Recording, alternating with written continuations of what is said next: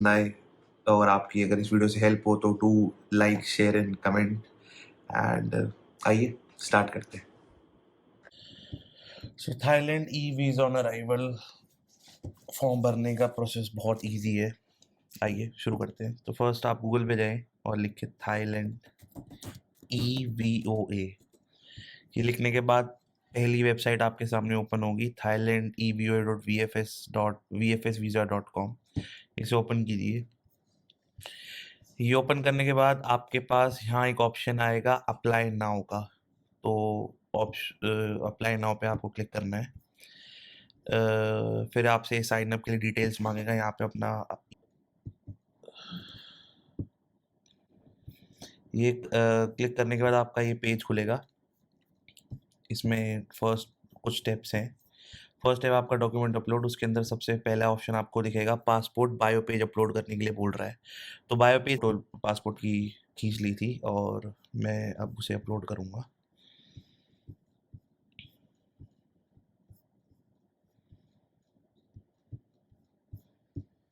ये रही।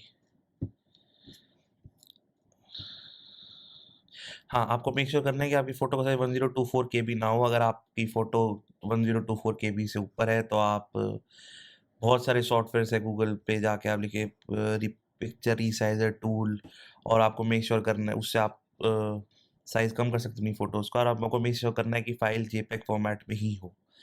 तो मैंने कर लिया था और अब मैं अपलोड करूँगा अपनी फ़ाइल। अगला ऑप्शन आपके पास आएगा अराइवल फ्लाइट की इन्फॉर्मेशन डालना। तो इसमें बेसिकली अब हमारा जो ट्रिप है आपको अपनी मेक माई ट्रिप की मैंने बुकिंग से डाउनलोड कर ली थी और उसको मैं यहाँ पे अपलोड करूँगा। ये रही मेरी फ़्लाइट की टिकट्स, इसको यहाँ पे अपलोड कर दूँगा। अब ये आपको ऑप्शन दिखाई फिर arrival and departure tickets are in same, मतलब आपका आना अराइवल और डिपार्चर दोनों टिकट एक ही पीडीएफ में है। तो आपको इस ऑप्शन में क्लिक कर देना क्योंकि मेरी एक ही पीडीएफ में है, अलग-अलग पीडीएफ में नहीं है। इसलिए मैं इस पे क्लिक कर दूँगा। ताकि अब मेरे को यहाँ डिपार्चर के लिए अलग से पीडीएफ डालने की ज़रूरत नहीं है। नाउ अकोमोडेशन, आप जहाँ जिस भी होटल, अब इसमें ये आपको क्या करना है, क्योंकि मैं या आपका भी प्लान शायद ऐसा हो सकता है कि आप मेरी जैसे 8 दिन की ट्रिप है तो मैं एक होटल में या एक जगह नहीं रुक रहा, मैं 3 दिन फुकेट में रुकूँगा और 3 दिन बैंकॉक में रुकूँगा। तो उस केस में आपको क्या करना है, आपको सारे पीडीएफ जितनी भी मेरी अलग-अलग होटल्स की बुकिंग है, जैसे आपका हो सक इन आपके केस में हो सकता है कि आप एक दिन किसी एक होटल में रुके, दूसरे दिन किसी और होटल में रुके। तो उस केस में आप क्या कर सकते हैं, सभी बुकिंग का पीडीएफ डाउनलोड करके एक ये वेबसाइट है ilovepdf.com। ilovepdf.com ये वेबसाइट, इस पे जाके मर्ज पीडीएफ पे क्लिक करें और अपने सारे पीडीएफ्स को सेलेक्ट कर लें। जो भी आपकी बुकिंग्स है, मान लो 3 होटल की बुकिंग है, तो आप तीनों को सेलेक्ट करके अपलोड पे क्लिक कर देना और अपने अरेंजमेंट के अकॉर्डिंग पहले दिन आप कहाँ जा रहे हैं, दूसरे दिन कहाँ जा रहे हैं, उसके अकॉर्डिंगली आप लगा के और मर्ज पीडीएफ पे क्लिक कर देना और यहाँ से आप अपनी फ़ाइल डाउनलोड कर सकते हैं। के बाद आप वापस अकोमोडेशन पे जाएँ, चूज़ फ़ाइल पीडीएफ इस पे जाएँ और आपने जो डाउनलोड की थी मर्ज पीडीएफ उस पे उसको अपलोड कर दीजिए। नेक्स्ट आपको अपलोड करना है आपका पासपोर्ट कवर फ़ोटो। तो पासपोर्ट कवर फ़ोटो कुछ नहीं, आपके पासपोर्ट की फ्रंट साइड जो होता है सामने से, इंडियन पासपोर्ट के लिए ये वाली फ़ोटो, इसकी फ़ोटो खींच के आपको यहाँ पर अपलोड कर देनी है।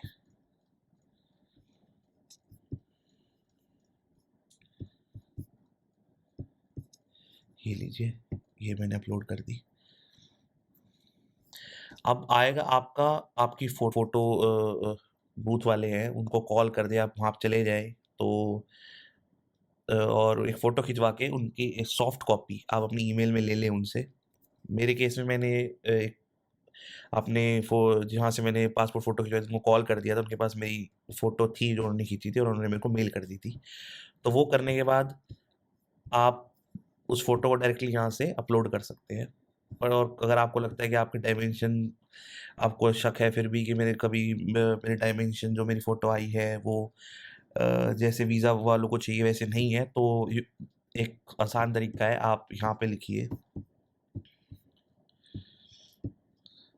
गूगल पे जाएँ और यहाँ पे आप लिख सकते हैं थाईलैंड EVOA फ़ोटो रिक्वायरमेंट, और यहाँ पे आपका ये फर्स्ट वेबसाइट खुलेगी, इस पे आप क्लिक करना। आपको फ़ोटोग्राफ स्पेसिफ़िकेशंस पे जाना है और सी फ़ोटोग्राफ रिक्वायरमेंट पे जाके आपको यहाँ क्या दीजिएगा। इसका डायरेक्ट लिंक मैं आपको कमेंट सेक्शन में डाल दूँगा, अगर आप डायरेक्ट वहाँ से क्लिक करके सेम पेज पे आ सकते हैं।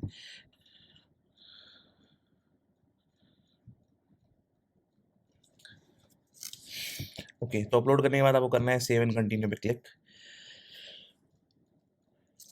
अब ये लोड होगा और इसमें आपको अपनी पासपोर्ट, आपका first name, middle name, surname, gender, date of birth, passport number, passport issue date, expiry date, place of issue सब भरना है।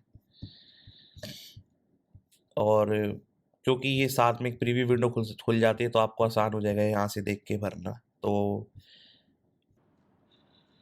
इसके बाद आपके पास नेक्स्ट ऑप्शन आएगा फ़्लाइट डिटेल्स का, तो आपको यहाँ पे आपकी फ़्लाइट डिटेल्स ऐड करनी है। तो टाइप ऑफ फ़्लाइट पे आपको सेलेक्ट करना है schedule. First port of entry into Thailand मेरे केस में ये बेसिकली आपका इंफॉर्मेशन आपको यहाँ डालनी है कि सबसे पहले आप थाईलैंड जाए कहाँ लैंड होने वाले, कहाँ आपकी फ़र्स्ट नाइट कहाँ स्पेंड होएगी, उसके बारे में। तो अगेन सबसे पहले मैं बैंकॉक लैंड हो रहा हूँ और उस बैंकॉक इंटरनेशनल एयरपोर्ट का नाम है स्वर्णभूमि इंटरनेशनल एयरपोर्ट। नेक्स्ट आपसे पूछा जाएगा अराइवल डेट, मेरे केस में अराइवल डेट 9 जुलाई है, तो मैं 9 जुलाई सेलेक्ट करूँगा। अराइवल टाइम मेरा आप यहाँ 14:15 है, 2:15 मैंने अराइवल टाइम सेलेक्ट करूँगा। उसके बाद मेरे पास ऑप्शन आएगा अराइवल एयरलाइंस। अब क्योंकि मैं और दो ऑप्शन आएंगे आपके सामने, थाई एंड अदर, क्योंकि मैं विस्तारा से आ रहा हूँ, आई सेलेक्ट अदर्स। उसके बाद आपको फ़्लाइट नंबर डालना है। फ़्लाइट नंबर बेसिकली आपको यहाँ, ये आपका फ़्लाइट नंबर है बुकिंग के नीचे, तो आप यहाँ डाल सकते हैं UK121। अब आप देखिएगा कि आप ये स्लैश मत लगाना, अगर आप स्लैश लगाएंगे तो वो आपको एरर दिखाएगा, तो आप सिंपली UK121 लिख दीजिएगा। और उसके बाद आपसे पूछेगा country where you boarded is, तो आप कहाँ से आ रहे हैं। इसके बाद आपको सेलेक्ट करना है गो टू डिपार्चर। डिपार्चर पे आपको वापस आने की डिटेल्स डालनी है आपकी, तो मैं 16 को वापस आ रहा हूँ, तो I am selecting 16 July. Departure time मेरा 15:15 है, वो मैंने सेलेक्ट कर दिया है। Departure airline again others, flight number again UK122 आपको लिखना है यहाँ पर। और नेक्स्ट सिटी नेक्स्ट सिटी मतलब आप उसके बाद कहाँ जाने वाले, तो इनकेस मैं कहीं नहीं वापस दिल्ली आ रहा हूँ, तो मैं यहाँ पर दिल्ली लिख दूँगा। नंबर उसके वो अपने आप सेलेक्ट कर लेगा आपका डिपार्चर और अराइवल टाइम देख के। इसके बाद आपको क्लिक करना है सेव एंड कंटिन्यू पे। इसके बाद यहाँ पे आपको डालनी है आपकी होटल इन्फॉर्मेशन, तो आप यहाँ से कॉपी कर सकते हैं, आपको टाइप करने की ज़रूरत नहीं पड़ेगी। तो अकोमोडेशन में आपको सबसे पहले मेरा होटल है, तो मैं हाँ, सबसे मेन बात आपको आप सोचेंगे यहाँ पे सिर्फ आप 3-4 होटल में रुक रहे हैं अलग-अलग जगह, तो आप यहाँ पे कौन सी होटल की इन्फॉर्मेशन डालें। तो मैं आपको बता दूँ, आपको यहाँ पर फर्स्ट नाइट आप जहाँ स्पेंड कर रहे हैं, बीट बैंकॉक भी कोई भी, तो आपको उसकी इन्फॉर्मेशन डालनी है। मेरे केस में मैं मेरी फर्स्ट नाइट बैंकॉक में स्पेंड करूँगा इस होटल में, तो मैं सारी इन्फॉर्मेशन जो यहाँ पे है वो इस होटल की ही डालूँगा। तो आइए अकोमोडेशन पे सबसे पहले सेलेक्ट करते हैं, क्योंकि मेरा होटल है तो मैं होटल सेलेक्ट करूँगा। आप हॉस्टल, गेस्ट हाउस, आपके दोस्त का घर, I will click on save and continue. ये फॉर्म भरा हुआ इसलिए दिख रहा है क्योंकि मैं ये वीडियो दोबारा बना रहा था, तो मैं इसको एक बार सब दोबारा से कर देता हूँ आपके लिए, थोड़ा इजी हो जाएगा। हाँ, तो सबसे पहले ये आपको सिलेक्टेड मिलेगा कि कंट्री ऑफ एप्लीकेशन आपका कौन सा है, कहाँ से आप अप्लाई कर रहे हैं। तो मैं इंडिया से अप्लाई कर रहा हूँ, तो मैं इंडिया क्लिक करूँगा। आप रेजिडेंट कहाँ के हैं, तो अगेन रिपब्लिक ऑफ इंडिया का, तो मैं रिपब्लिक ऑफ इंडिया क्लिक करूँगा यहाँ पे। आपका एड्रेस आपको डालना है, जो भी आपका परमानेंट एड्रेस है आपके आईडी प्रूफ में, आपके पासपोर्ट में, आपको वो यहाँ डालना है।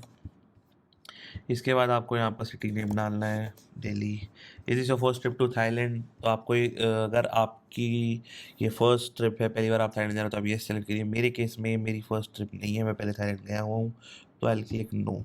पर्पज़ ऑफ विजिट, मेरे केस में हॉलीडे है, आपके केस में भी हॉलीडे होगा, क्योंकि हम एक टूरिस्ट वीज़ा के लिए वीडियो बना रहे हैं, तो आई क्लिक ऑन हॉलीडे। उसके बाद name and address of the person of reference of Thailand, ये अपने आप ऑटोमेटिकली यहाँ सेलेक्ट होकर अपने आप आ जाएगा, आपको कुछ चेंज नहीं करना है यहाँ पे। ये बेसिकली आपको अपने होटल का नाम डालना है जहाँ आप फर्स्ट नाइट स्पेंड कर रहे हैं, तो ये ऑटोमेटिकली अपने आप आ जाएगा, आपको टाइप नहीं करना। नाउ कमिंग टू ऑक्यूपेशन, आपको बताना है आप क्या करते हैं। मेरे केस में मैं बिजनेसमैन हूँ, तो मैं बिजनेसमैन सेलेक्ट करूँगा। अगर आप प्राइवेट जॉब करते हैं तो आप फ्री एंटरप्राइज वर्कर सेलेक्ट कर सकते हैं। इसमें प्राइवेट जॉब के लिए अलग से कोई ऑप्शन नहीं आता, तो इसलिए मैंने गूगल किया था। तो बेस्ट, तो you can select free enterprise worker. अगर आप गवर्नमेंट जॉब करते हैं तो गवर्नमेंट ऑफिसर, तो मेरे केस में बिजनेसमैन। इनकम आपकी जितनी आप इनकम है उतनी आप सेलेक्ट कर सकते हैं। अगर आपके साथ कोई चाइल्ड ट्रैवल कर रहा है तो आप ये उस पर येस कर सकते हैं, मेरे केस में नहीं कर रहा तो आई सेलेक्ट नो।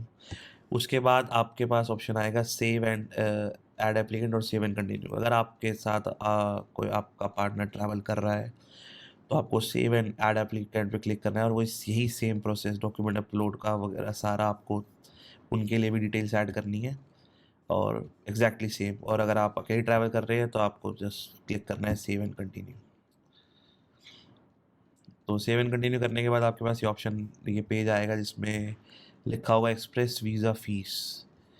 तो ये अलग से ऐड करने को बोल रहा है, क्यों? Because express visa service normal इसको नहीं लेते, एक्सप्रेस वीज़ा सर्विस को। तो आपका वीज़ा 72 आवर्स, मतलब अप्रॉक्सीमेटली 3 दिन में आपका वीज़ा आपको मिल जाएगा। मेरे केस में मुझे 24 आवर्स में वीज़ा नहीं चाहिए, प्लस 2500 बात एक्स्ट्रा देना, I don't think it's a good idea, तो मैं इसे सेलेक्ट नहीं करूँगा। अगर आपको एकदम से प्लान बना है आपका, कल ही आपको अगले दिन जाना है, तो आई सजेस्ट आप ये ले लें। It's better, it's easy, it's fast.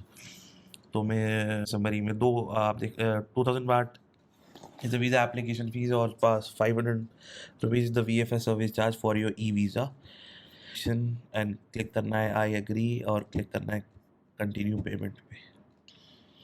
ये करने के बाद आपका पेमेंट पे क्लिक करने के बाद आपको एक मेल आएगा, मैं आपको दिखा देता हूँ।